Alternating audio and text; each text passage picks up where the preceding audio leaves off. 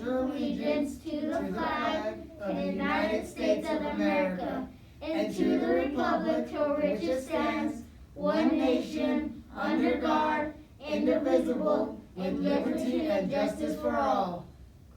Good morning, SRM family. Happy Wednesday. We're halfway through the week. We hope you all are having a fabulous week this week. We have a few announcements. One very important announcement, and this is to staff and to families. Specifically to staff, we had an extremely long 2 days of IC meetings over the past 2 days discussing the opportunity for the transformation pilot. A decision hasn't been completely made yet.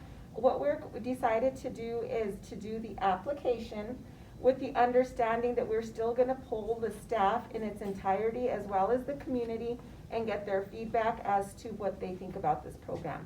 For those of you that aren't familiar with the program would add 10 days to the school year, 5 at the beginning, 5 at the end, and would add an additional hour and a half to the teacher duty day. Right now they work 6.5 hours. It would go to a full 8-hour day. And what that would include would be at the beginning of the day, we would have a PD professional hour where we would have professional development, any meetings that we generally have at the end of the day. We would also have time for prep and planning during those times. So we would set our meetings up in the hour that was paid for at the beginning of the day. At the end of the day is where it impacts families a little bit more. I guess the whole schedule does a little bit. But at the end of the day, it would be what we would call a genius hour. And that genius hour would be enrichment programs for the kids. And we can design those however we would like. So they may have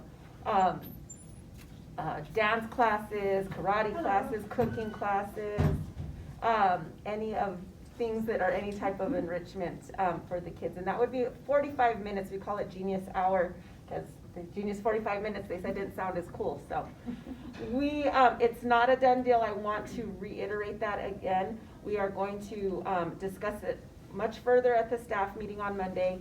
We are going to be having parent meetings throughout the month. We will make a final determination based off surveys and polls that are done before or on May 21st. So before you leave for the year, you will know exactly what we are or are not going to be doing. Whatever the plan is, whatever is decided, we're going to grow as a school and as a community. We need to look at all options to see what's best for all of us and what's going to transform our school into an even more amazing school than what we already are. So some things to think about. I know there's tons of questions. Please feel free to, the Google Doc is still in play that Ms. Kraft has sent out. If you have questions, you can email myself, Alan Bernstein at the Union, Valerie Hoos in HR.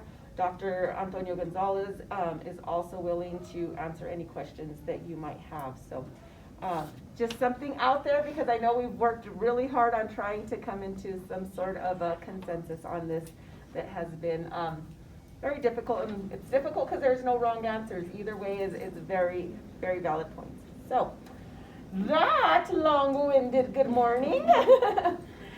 We also want to say a very, very super congratulations to our bilingual SIL recipients.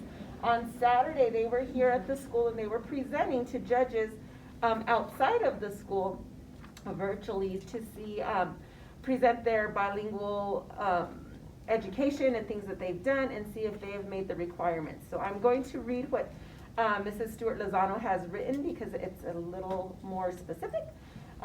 In order to pass the bilingual SIL with a minimum of 28 points, dual language students needed to demonstrate they are bilingual and biliterate.